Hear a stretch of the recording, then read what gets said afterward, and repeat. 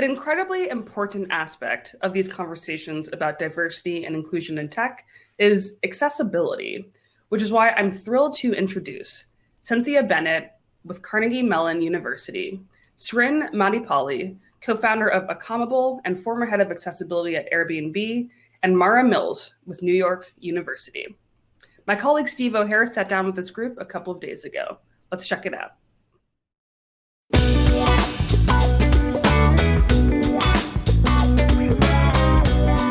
Hey everyone, thanks for joining us.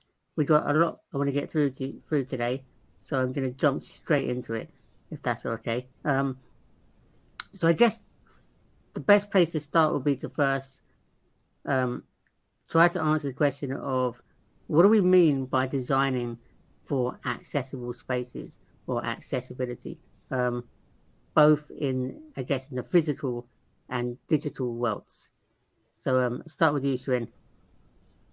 I'm sure, it's in terms of what is accessibility. I always like to kind of frame this in the most sort of in the most accessible context that everyone can kind of be outreach to, in the sense that it's just simply a way of designing products and services to make sure that anybody could use them regardless of disability.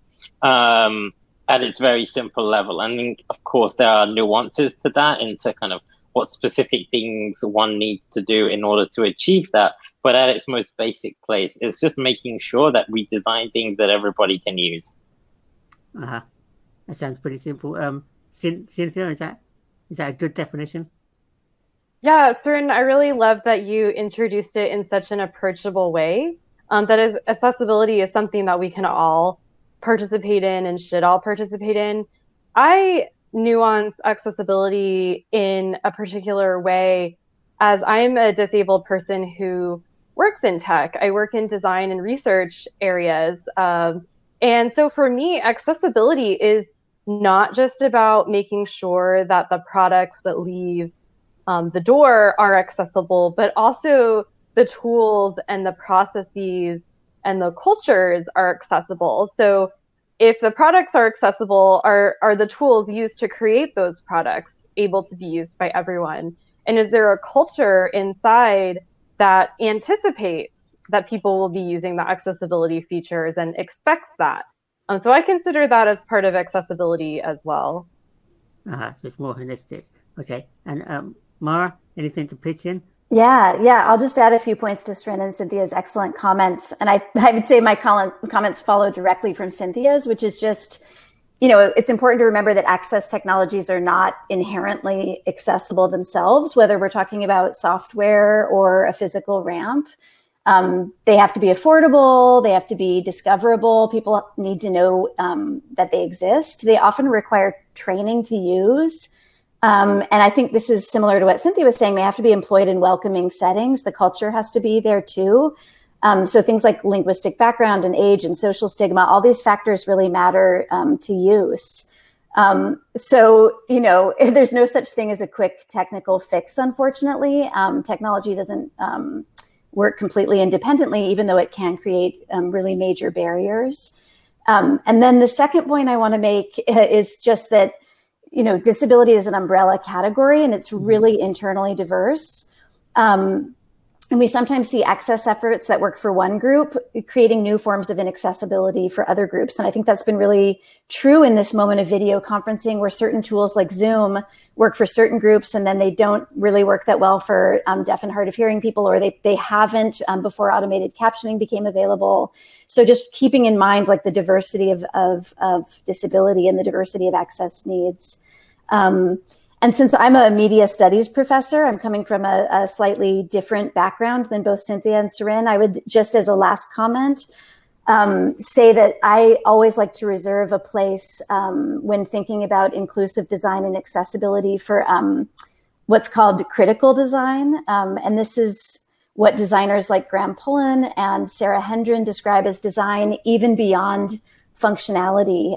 This is design for activist purposes. It's design that's meant to raise questions or raise awareness, or it's like just designed for the sole purpose of disability aesthetics. So I always like to sort of stick that in there as another another aspect of design for disability. Uh-huh. And I thought it would be useful to set the rest of the discussion in a bit more context in terms of the medical model of disability versus the social model of disability. Now, probably unsurprisingly, I'm a big fan of the social model, which, as far as I understand, has pretty much replaced the medical model, certainly in terms of how disabled people themselves feel. But Mara, can you just give us a really brief definition of those two models and why it's an important context to set? Yeah, I mean, the social model of disability came out of disability activism. It's now infiltrated academia, and I'm so happy to hear that it's part of the world of tech and design. But it started in disability activism in the UK and the US in the 1970s. And it's a really influential and helpful framework for thinking about the ways the built environment and social norms exacerbate and even create disability. So these disability activists in the 70s were pushing back against what you just said. They're pushing back against this dominant medicalized perception of disability that they called the medical model, which imagines disability only as a so-called defect or a disorder, something that requires a cure. In the medical model, the problem is supposed to be solved at the level of individual treatment, medical treatment. And they argued that, with the social model, impairments and other differences, a whole range of differences, sensory and physical and other, actually only become disabling in certain environments. And, a classic New York example would be when someone who's using a wheelchair encounters a subway stop without an elevator, which would be like on 90% of our subway stops. And, there's other disabilities that are entirely constructed with no foundation of impairment. They're constructed because of social prejudice that causes differences to be totally inappropriately medicalized. We saw this before 1973 in the case of homosexuality being in the DSM. According to the social model of disability, the intervention required is not medical, and it's not individual. It's a matter of social justice. So things like new architecture, new designs, new laws, new software, revising the DSM.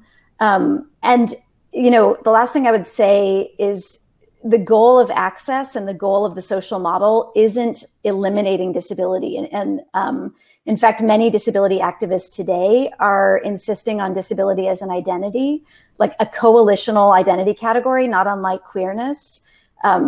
I really love Lawrence Carter Long's recent Say the Word hashtag campaign as an example of centering disability identity and culture, even as one demands access. So the social model isn't about like eliminating all difference in the world. And that's sort of the caveat I'd end on. Absolutely. No, for me, I just like the simplicity of that. Certainly in the UK, we like to use the word disabled, like rather than a person with disabilities, and to remind ourselves that it's a social model in the sense that it's the way society is organized and constructed, and the attitudes in society that are the disabling factor, not someone's medical condition. Now, obviously, we're TechCrunch and we obsessively cover startups, and one question that I got asked recently is, when is it too early or too late for a startup or a founding team to think about accessibility? Or should accessibility be something that companies, should bake in from the get-go, including like an MVP, minimal viable product? So I want to throw that one to you, Cynthia, first. When is the right time to start thinking about this stuff? So it's never too early. And I feel like a yes/no question is not the right question. If we say no to accessibility, which sometimes might be said explicitly and other times it might be said implicitly through the technologies we design not being accessible, you are kind of deciding that a swath of humanity is not going to be able to use whatever you've developed. And that, to me, that should never be okay. I try to redirect this question to think about, okay, given the resources that I have and the power that I have, how can I start to work with my organization to start thinking about accessibility no matter where we are in the process?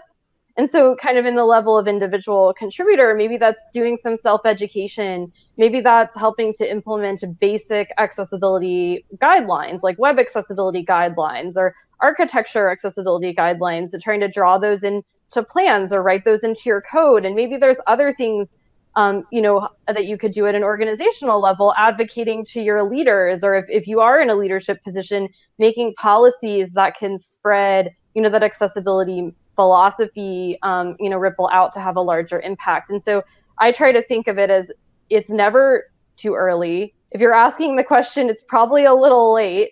And it's more about assessing like what resources and power do I have so that I can start making an impact toward greater accessibility. I think if you haven't started on a project, it's a great time to think about accessibility. And again, as we've already talked about, not just thinking about how the end product will be accessible, but how the processes and the cultures are going to also be accessible as well. And I think Srin has a little bit more applied experience, so I'm excited for his compliments to my answer. Yeah, no, absolutely. In fact, we're going to come to you next anyway, Srin, but I want to add a bit of extra context. Obviously, you were a founder, and your startup, in its sense, had accessibility as its mission externally, as well as making, I presume, the products were accessible themselves. But I mean, I've been a founder too, and I've got to be honest, founders would sometimes flippantly say, they've got a million other things to think about, right? And they would probably quite conveniently shove accessibility to the back of the queue early on and sort of justify that in the pursuit of getting their venture off the ground. So obviously you had to think about it from the start for multiple reasons, right? Yeah, no, of course. I mean, when the fundamental thesis of what we were doing was based around accessibility, sure, like it's something we think about from the get-go. But in answer to sort of the question about how to sort of advise founders who may be feeling there's like a million problems kind of they've got to fix, like I think it's sort of fundamentally reframing the question that it doesn't have to, it's an opportunity rather than a problem. It is something that actually, if it's baked into the very beginning and it's seen as part of the workflow of building a product, actually it doesn't have to be of a different challenge. Like there's so many things that can be done very easily in the early days where it can just be built into process. So like, let's say, I don't know, maybe a decade ago when, mobile was beginning to take off and people had to redesign websites to be mobile friendly. Sure, new websites that get made are sort of built with mobile in mind. And I think you can very easily then take that to things like security or privacy or accessibility, where there are different categories of verticals of matters. And it is very much possible to build with those principles from the get-go. So I think it does come back to a framing, and it's really important for founders to not see this as like a problem to be solved, that this can be something that is just part of making our product or service kind of usable by our customers and delivering a great customer experience. And again, at a fundamental level, a startup can only survive if it's building a product that customers like. And I would see making sure a product is accessible as central to that in the first place. No, absolutely. And obviously, as was mentioned already, disabled people or disability is not a single homogenous group, right? And that obviously poses challenges around accessibility and inclusion. So I'm just wondering, what advice would the panel give in terms of how to involve disabled people themselves or stakeholders in the process of designing for accessibility? I'm sort of reminded of the slogan, "Nothing about us without us," right? So yeah, I'll throw that to Mara to start with. Yeah, sure. I can say a few broad things about nothing about us without us as like a central motto of disability activism, and also how I think about it in my own work as a media studies scholar and historian of electronics. And then I'm really eager to hear how Cynthia and Srin see this principle at work in HCI and in industry. since I'm in academic media studies. So yeah, nothing about us without us is like this centuries old political slogan that was taken up by disability activists in the 80s and the 90s. And if you think about that phrase, initially the goal behind it was inclusion and self-representation. So like wrenching discourse about disability away from rehabilitation specialists who weren't disabled and centering disabled people in discussions of disability. But since this TechCrunch event is focused on the topic of justice, I want to just add that many disability activists now have moved beyond the issue of rights, or in addition to the issue of rights, like beyond inclusion into an inequitable social order, to the question of disability justice, this question of how to remake the world in a just way. And this newer disability justice movement is much more intersectional than earlier activism. And rather than like nothing about us without us, it asks like how the disability perspective can inform topics even seemingly far afield from disability. So in my own research, I look at the relationship of disability to histories of the present, especially histories of electronics. So the importance of cochlear implants to designs for neural computer interfaces, or reading machines for blind people, the century-long series of experiments around those, to the development of OCR and pattern matching and AI. And I should just say that I know Cynthia from a small project we did a couple years ago with a team of people on disability bias and AI. And since then, I've drawn from her HCI work on biographical prototypes, what she calls biographical prototypes, to think much more broadly in my own historical work about the contributions of disabled people to design. So I try not to just think about disabled people in the past as like designers or test subjects, but as maintainers and tech workers and tinkerers and retailers, and just, you know, well, what's interesting to me about this is that involving stakeholders today, as Cynthia does, actually can change the writing of history. The work that she's done in the present has changed the way I think about telling stories about disabled actors in the course of the history of electronics. Uh-huh. And do you want to pitch in there, Cynthia? Yeah, thanks, Mara. And there's a cadre of people who are doing this rewriting of history. I think of Liz Jackson in the Critical Access blog that analyzes disability representation in the media and often brings in histories to provide context for why certain aspects of media portrayal are problematic or empowering. And so part of bringing everyone to the table is recognizing that we all come to the table with histories. And it's likely that when we work with people, they've probably tried to solve the problem that we think they have in many different ways. And so sometimes that is, you know, amplifying a solution, or sometimes it's recognizing there might not be a solution, but we're here to listen, and design can be kind of an amplifier of this tension or conflict that is probably unsolvable, but that we can kind of chip away at. A couple of practical tips that I try to offer, and I'm very much still learning, is thinking about different positions disabled folks can occupy. So people with disabilities need to be in all positions of power in these processes. So both people on the inside, but, you know, also people who can give that fresh perspective from those of us who might be on the inside and remember kind of outsider or more diverse perspectives.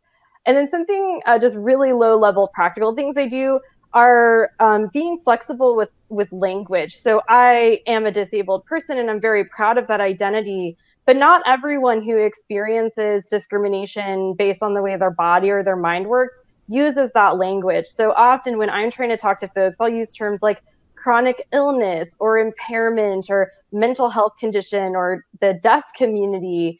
So I try to have educated myself, and I'm still learning about the different words that people use. And I try to approach them with a diversity of language to say, hey, even if you don't call yourself disabled, we want to talk to you.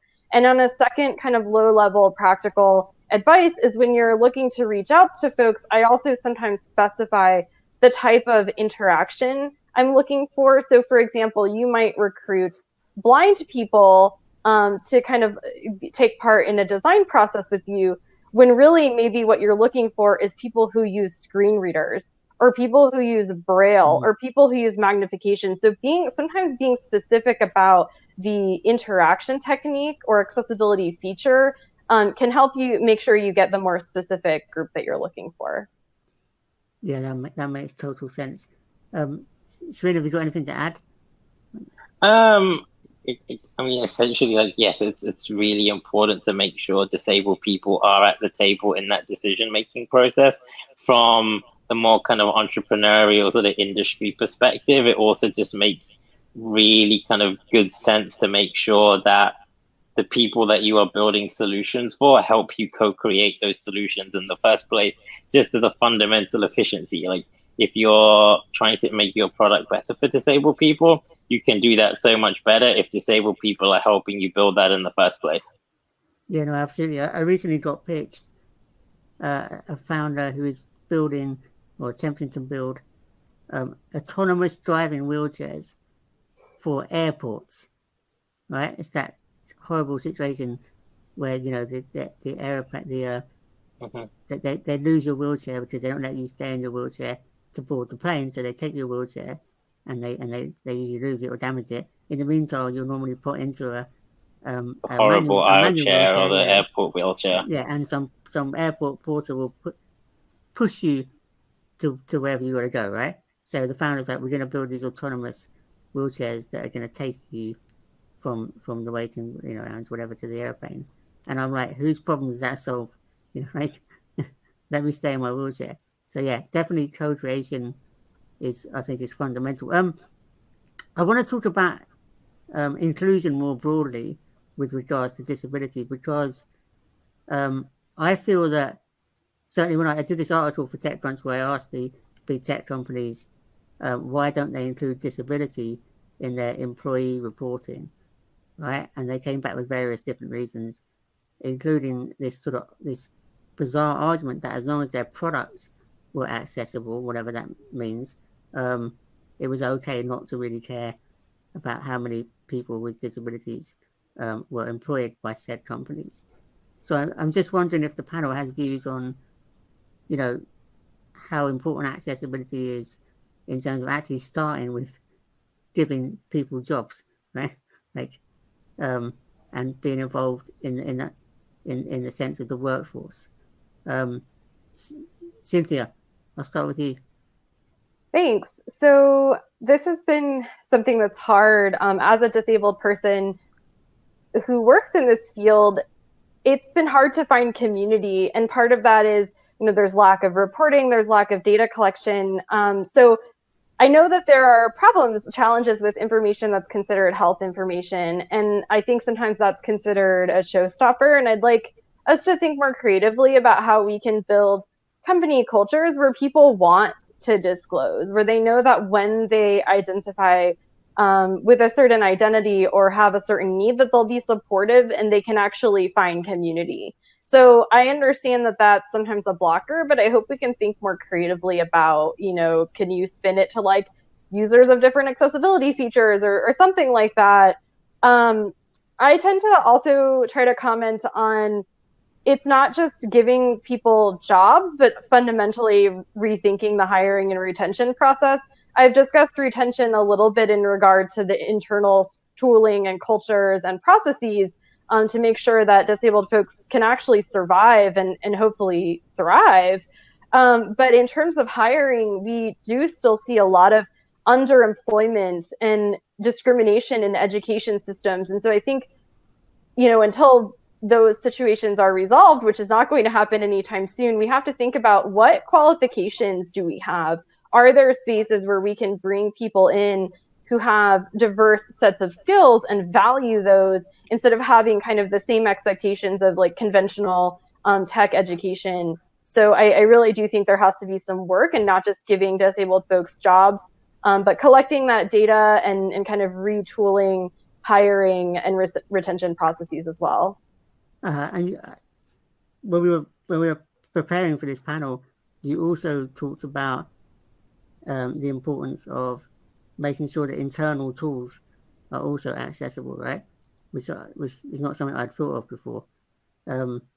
Can you just elaborate on that, Cynthia? Yeah, thanks for bringing that up again. And I guess sorry, just as an aside from the last comment, as I mentioned with research recruitment, maybe flexible language can help with like reporting as well. You know, if not everyone identifies as being disabled, maybe they have, you know, health conditions or things like that, and that flexible language could help capture that demographic. Yeah, internal tools. I mean, if you hire people and they can't use the tools that they're expected to use or can't interact in the ways that are kind of cultural norms in an organization, it kind of perpetuates this idea that maybe people are just kind of tokens or here to kind of just affirm what's already happening, like, oh, we have a disabled person, so we're good. And so I think the internal tools are the ways to actually embody accessibility in a very material way and to propel the talent of disabled people to make sure that they can exude that talent in ways that are going to benefit the company and using the tools that they have available. So I'm happy to elaborate further if that wasn't specific, but no, I think the point's well made. It's not just about getting disabled people through the door. It's about empowering them to do their jobs properly by allowing the tools themselves to be accessible. Or I think you also said in the prep tool, like flexibility about what tools they need to use to get their job done. I think if I understood correctly. Yeah, definitely kind of having options and making sure that, you know, when there are multiple options for getting work done, that it's very clear that those are all legitimate options, because it never feels good to be the disabled person that's like using a tool that's like technically allowed, but that like nobody wants to use, or people ask you why you're using it.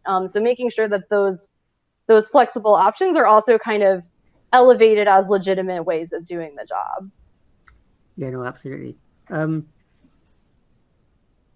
going to jump to the next topic because I don't want to run out of time. I think this one is super important. How do startups or companies avoid paying lip service to accessibility? In terms of, you know, seeing it as something on the checklist, they've got to hit like the minimum requirement, and then that's kind of done. I'm going to go back to you, Cynthia, briefly, and then we can bring the other two back in on this. Yeah, I'll just be brief because I'd really love to hear from Srin particularly, but just reiterating all the things we've mentioned, like putting materials, like material commitments, money toward this, having accessibility be non-negotiable from the top down. I've talked about kind of incorporating it into performance reviews, like when people are being great allies and are incorporating accessibility, that should count, and there should be consequences when that's not happening. So I'm really into like putting the power and the money and having consequences when it's not happening. And Srin, I mean, you were the founder, CEO, I guess. So, I mean, you were probably the best person to champion this. But say the company isn't so fortunate, how does it become just not, let's do the bare legal minimum? Yeah, and I think taking Cynthia's point further, right? Like it does need that buy-in from the top, and I hope through sessions like this and other advocacy that we collectively do, that actually founders do learn that, again, this doesn't have to be sort of the back of the queue problem, that there are interventions that can be made and there are decisions that can be implemented from the get-go that does create that more inclusive culture from the beginning. And when you do have that buy-in from the very top from the beginning, you know, this doesn't have to be the afterthought. And if it is there from the beginning, hopefully that it's embedded. And as the company and organization scales, this is just something that is just ingrained into the organization. But I think it all loops back into the fact that there has got to be buy-in from the top if the other required sort of improvements are there. And again, just to take Cynthia's point further, like for me, one of the biggest, easiest like interventions, improvements that can be made is just making sure things like accessibility and the work in this area is incorporated into performance reviews, and there is like a professionalism in this, and people are held accountable for making sure improvements are made. Mara, we got about a minute left, just some historical context. I'm just wondering, in other sort of social issues, we're seeing not just a top down, but a kind of bottom up with employees demanding that some of these injustices are addressed. Is that a relevant point, or is that wishful thinking on my part? I mean, it's true, but the employees have to be there. I mean, but I was just looking at the U.S. Department of Labor statistics for 2020, and nearly 70% of working age people with disabilities are unemployed. That's for people who are self-reporting, and of course, Cynthia brings up the important point that not everyone reports. But that number of 70% has held fairly steady since the early 20th century, despite the passage of the ADA in 1990. So, access is important, but cultural change really has to happen. And in order for the complaints to happen in a bottom-up way, people have to be there and have a mode of complaining. So I just completely agree with Cynthia and Srin that corporate leadership needs to enforce existing laws meant to prevent bias in hiring, and culture starts to change as demographics change. And it's employees at every level. So yeah, I just +1 to the things that they were both saying. Yeah, no, absolutely. Let's hope change is going to speed up and come. We're out of time, but that was super, super interesting. Thank you, everybody.